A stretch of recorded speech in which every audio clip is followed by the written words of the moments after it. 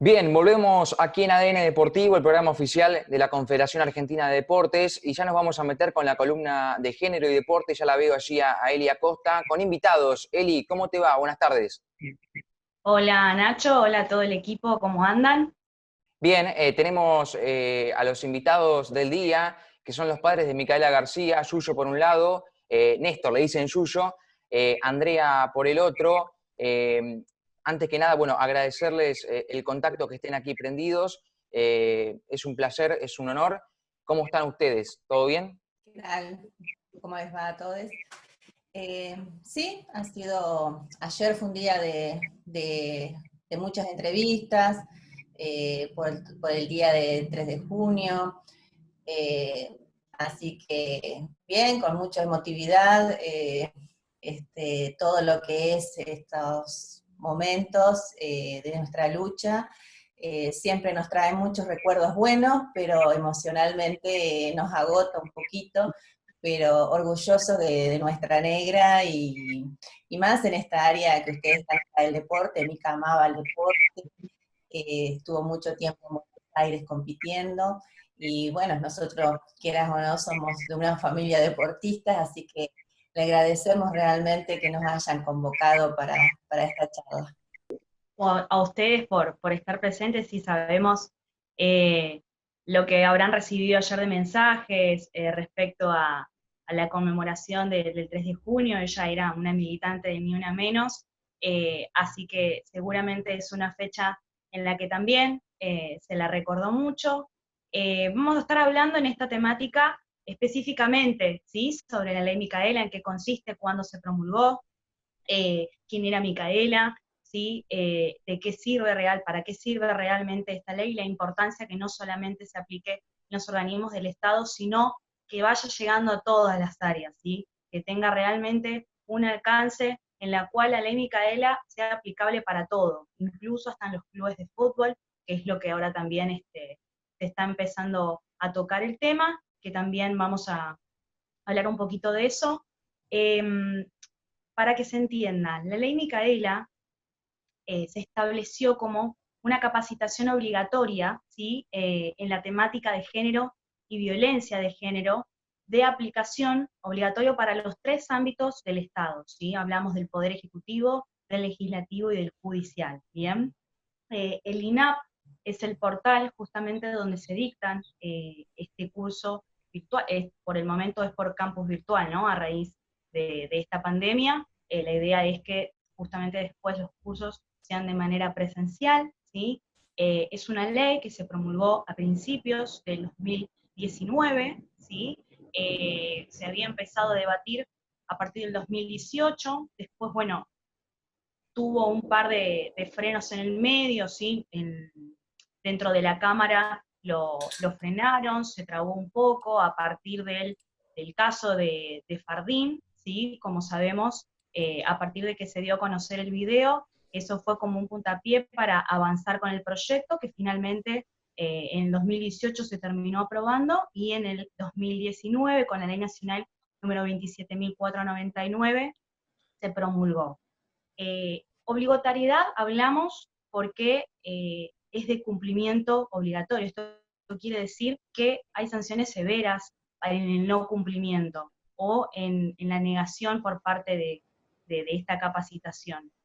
Así que es sumamente importante que esto realmente se entienda, ¿sí?, la importancia de esta ley, que está dado precisamente para tratar el tema de la sensibilización, ¿no? O sea, así como hoy se habla del tema de la visibilización, en este caso es fundamental resaltar la sensibilización que justamente esta ley viene a aportar. Eh, Porque nosotros hablamos de que uno puede tener toda la formación del mundo, puede tener un máster, puede tener un posgrado, puede tener todas las técnicas, pero si realmente no hay, o hay una cero perspectiva de género para los ámbitos de aplicación en este tipo de casos, se cometen errores que justamente terminan en esto, ¿no? En pagando la vida de una persona inocente, como en este caso la de Micaela.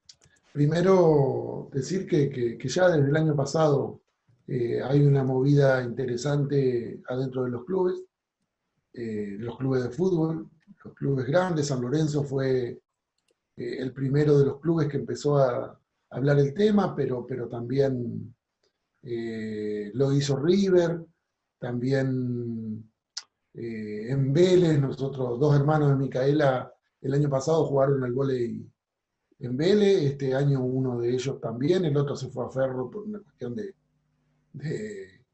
deportiva, pero los dos estudian en el Instituto de Vélez, uno en el terciario y el otro en el secundario.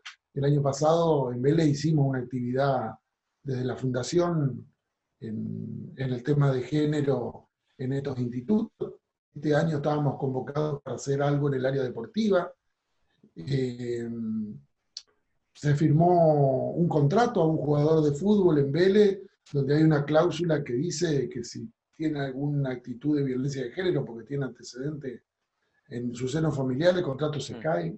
Y creo que estas cuestiones son las cuestiones que van avanzando a una velocidad interesante. Hay resistencia, pero por otro lado hay una decisión muy fuerte de que estas cuestiones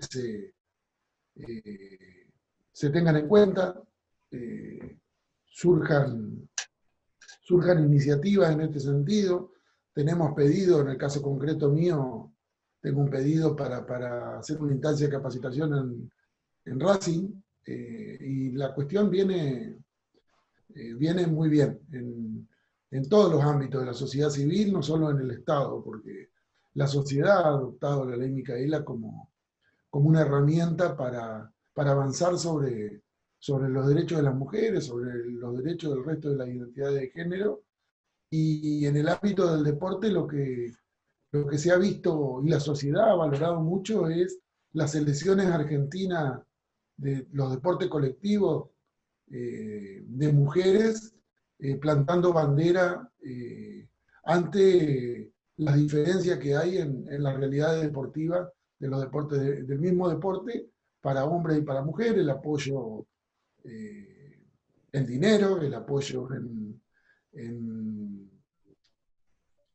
en publicidad y en todo este tipo de cosas, y nos parece interesante este avance que hay respecto de la temática. Y bueno, seguramente Andrea le va a contar un poco cómo era de chinchuda Mica y cómo era de rebelde y siempre empujando, como ha trascendido de ella, siempre queriendo una sociedad mejor. Ella también quería que nuestra familia tuviera acciones concretas y cotidianas en relación a la temática de género, y obviamente el que recibía más reclamos de toda la familia era yo, por una cuestión generacional y por una cuestión de hombre. Bueno, Micaela era, como dice Yuyo, muy chinchuda. De mañana tenías que esperar después que se levante como una hora para hablarla, porque si no era imposible, de su mal humor que tenía. Pero de una vez que después que estaba de esa horita que pasaba, ya no, era un cohete, todo el día andando, todo el día yendo para un lado, para otro, siempre, bueno, ella hasta los 15, 16 años hizo gimnasia aeróbica de competición. Entonces eso le requería un entrenamiento diario de 6 a 8 horas, que lo hacía en Concepción del Uruguay en forma sola, porque este deporte no hay no hay en la ciudad. Sí, hacía un complemento para poder estar con alguien de gimnasia artística, entonces era como tener a alguien con quien estar, y siempre era muy ordenada en sus horarios, porque si no, no le daba el tiempo para poder ir a la escuela, porque podía hacer deporte, pero yo jamás le perdoné o sea, no que le perdoné, sino que la escuela era lo primordial, tenía que estudiar, ir a la escuela, no importa que ella a veces venía casi todos los fines de semana, iba a Buenos Aires, después de agosto, siempre, porque las competencias son casi todos los fines de semana allá, o en distintas partes del país, no tanto, porque no es un deporte muy conocido. Así que ya a veces llegaba a 4 o 5 de la mañana y a las 7 tenía que estar levantándose para ir a la escuela, 7:30 estar en la escuela. En eso sí, y bueno, en eso sí siempre fui estricta de que la escuela no se abandone, no exigirle notas, sino que sea alumna regular. Y bueno, pero ella, su exigencia era mayor, fue muy buena alumna, excelente alumna, así que se destacaba en eso, y lo que más rescatamos nosotros de Mica, que vemos con respecto a quienes hoy están, la mayoría de sus compañeros de militancia o de escuela secundaria que están con nosotros en la fundación, es la responsabilidad que tiene. Mica empezaba y lo terminaba, en cambio hoy los chicos vemos que a veces por quedarse a dormir, porque tienen que rendir, porque están mal, porque algo, no van y hacen una actividad o no avisan, que esa es la diferencia que tenemos con Mica, pero bueno, no podemos exigirle a todo lo mismo. Así que bueno, y Mica odiaba su nombre, Micaela, por eso cuando le pusieron la negra, le empezaron a decir la negra, ella siempre decía, Micaela la Negra García. Pero, ¿por qué era? Porque yo de mañana, todos los mañanas cuando despertaba, empezaba y después le gritaba, entonces odiaba el nombre. Sí, pensar que hoy ya es muy es, buena compañera. ¿Cómo? pensar que hoy ya es, No entendí. pensar que hoy ya es como su sello registrado, ¿no? La negra se convirtió en semilla. Ya es una frase instalada en la sociedad, hoy es la negra, ya la sociedad la adoptó así. Yo, Néstor y Andrea, Sí, perdón, no quería interrumpir, pero quería hacer una consulta respecto de la ley, que más allá de la capacitación en perspectiva de género para la clase política y los diferentes sectores, quisiera preguntarles por la importancia que tiene en los clubes de barrio, ¿no? Porque son, me parece, los que terminan, son como la base de la sociedad, al menos en mi visión. Sí, en realidad los clubes de barrio, por lo que conocemos, todavía es muy poco. Sí, en los clubes en donde jugaban sus hermanos, acá en Colón, en el Club La Armonía, hay una cuestión más de carácter afectivo que priorizando la temática, como una deuda, como una valoración a nosotros como familia, digamos, porque es lo que siempre destacaron, pero me parece que todavía los clubes de barrio es una cuestión que no es de las urgentes, digamos. Las urgencias, los clubes de barrio la están pasando muy mal económicamente, necesitan demasiado apoyo y por ahí las necesidades prioritarias pasan por esos lugares, digamos. Pero como todo, en algún momento esto va a llegar. Si bien por ahí no los clubes de barrio, pero los clubes grandes tienen las peñas distribuidas en todo el territorio nacional. River y Boca tienen esas peñas por todos lados, y las peñas sí han adoptado más la cuestión, hasta en las organizaciones de un viaje a ver un partido de fútbol, se va metiendo el tema de la temática de género.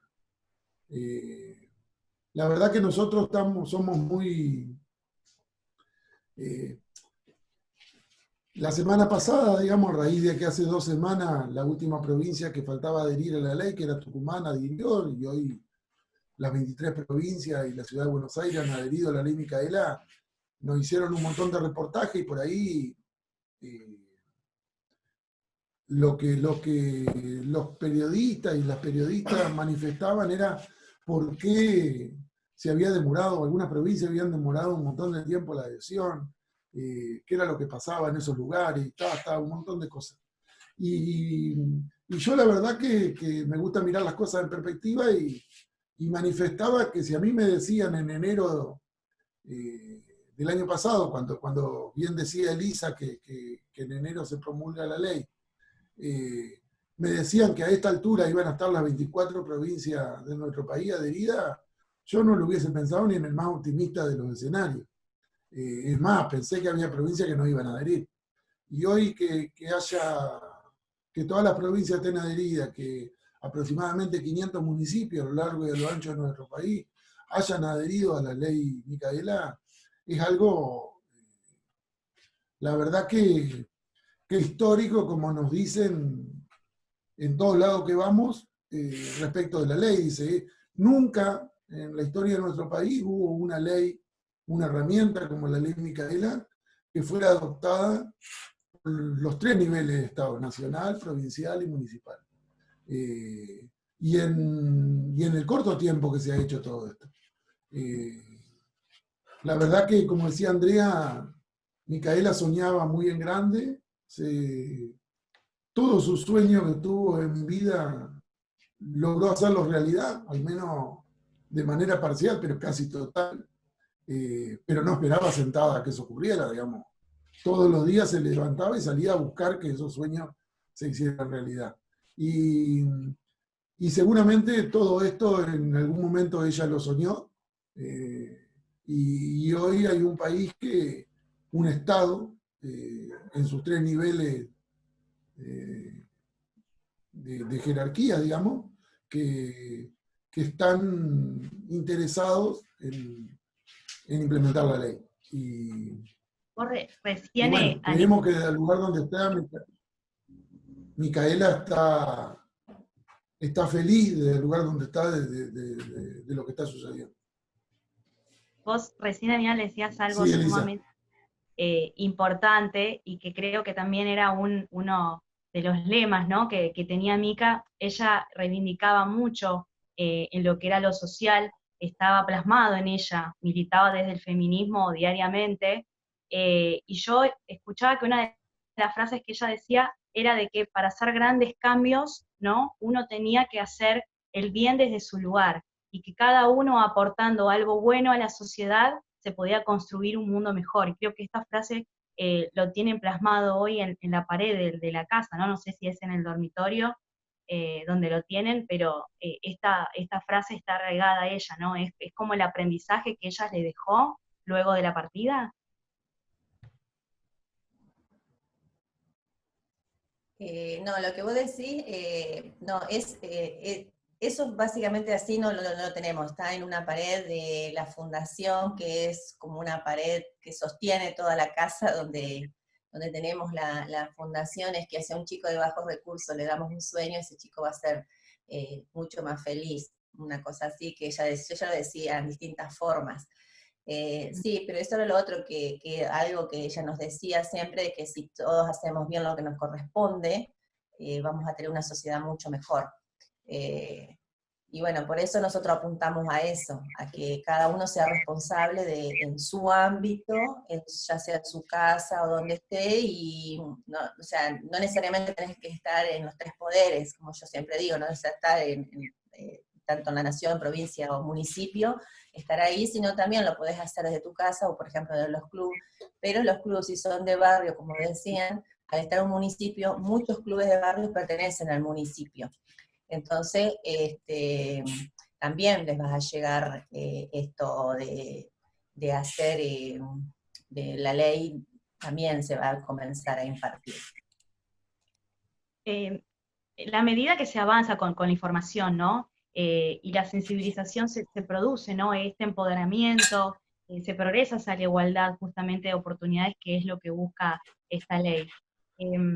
¿Ustedes creen que toda esta ley que sirve para capacitar justamente y dar herramientas, si se hubiese aplicado a la justicia entrerriana previo a que pasara esto, quizás hubiera cambiado algo? Sí, no, y no solo la justicia.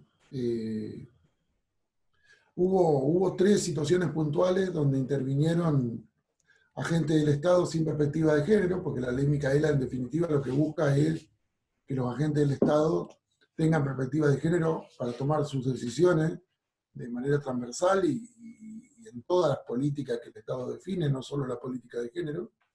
Pero sucedió que Micaela se encontrara con Sebastián Wagner, que hoy está cumpliendo condena por violación y femicidio de Micaela, cadena perpetua, por eso.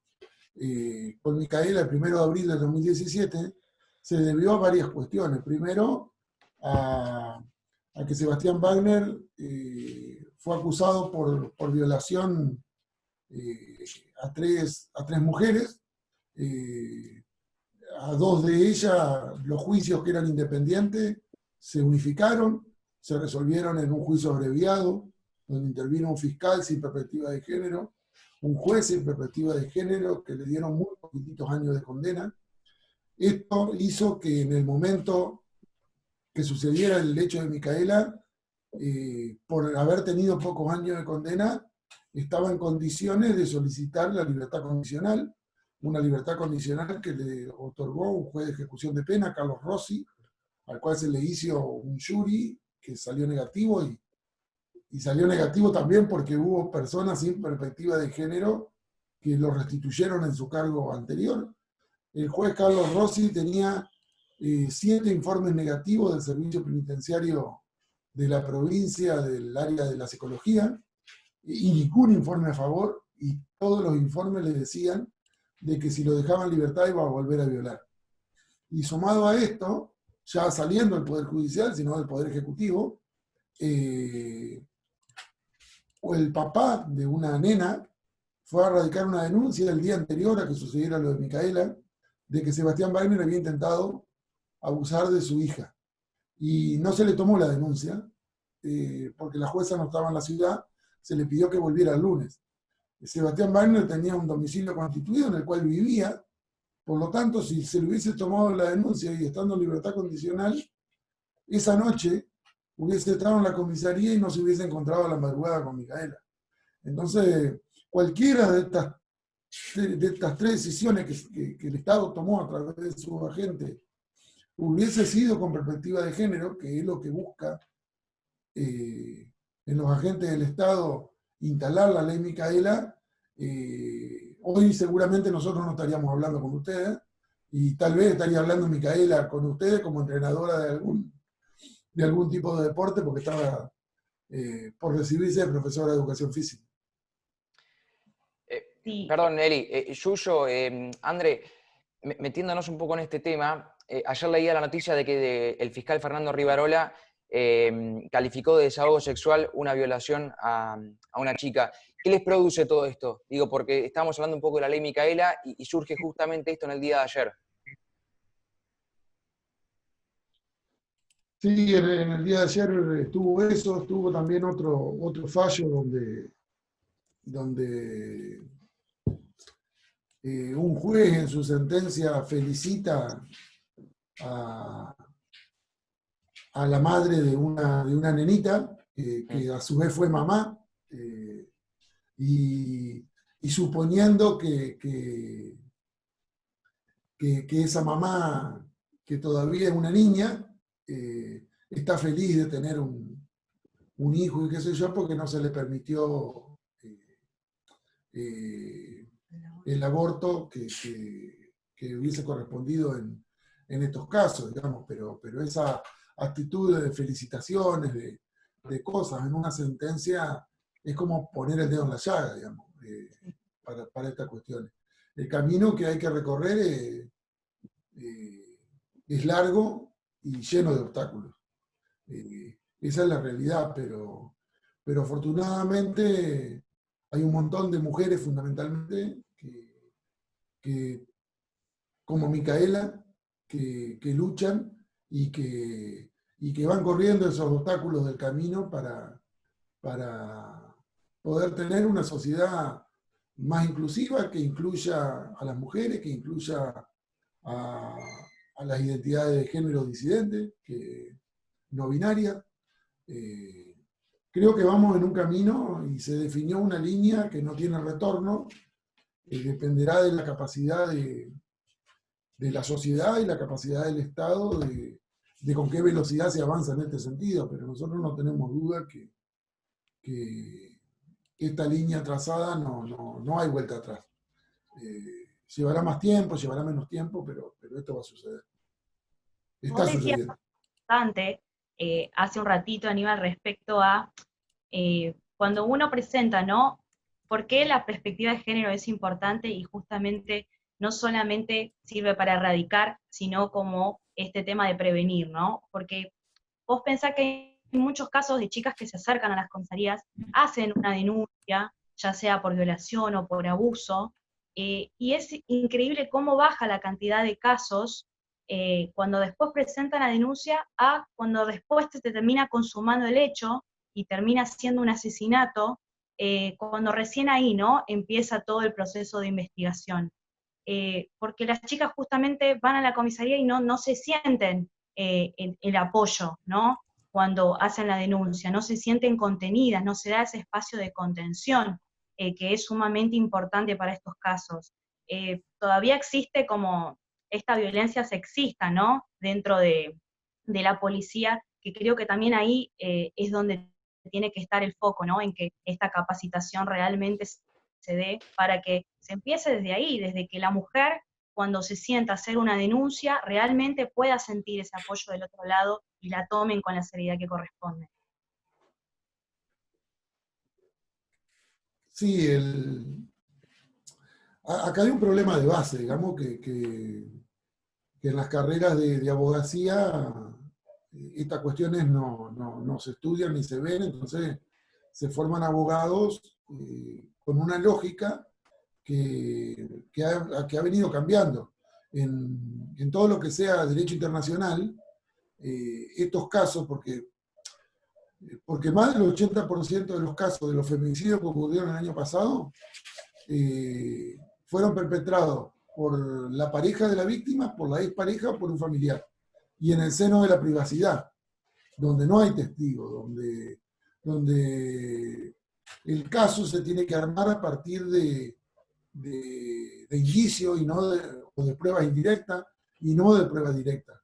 Entonces, en el derecho internacional, para todas estas cosas, es fundamental la creencia en el relato de la mujer. Y la verdad que cuando una mujer que sufre violencia acude al Estado, el Estado generalmente, más del 90% de los casos, la pregunta que le hace a esa mujer es: ¿qué fue lo que hiciste vos para que te dejaran la cara así como te la dejaron?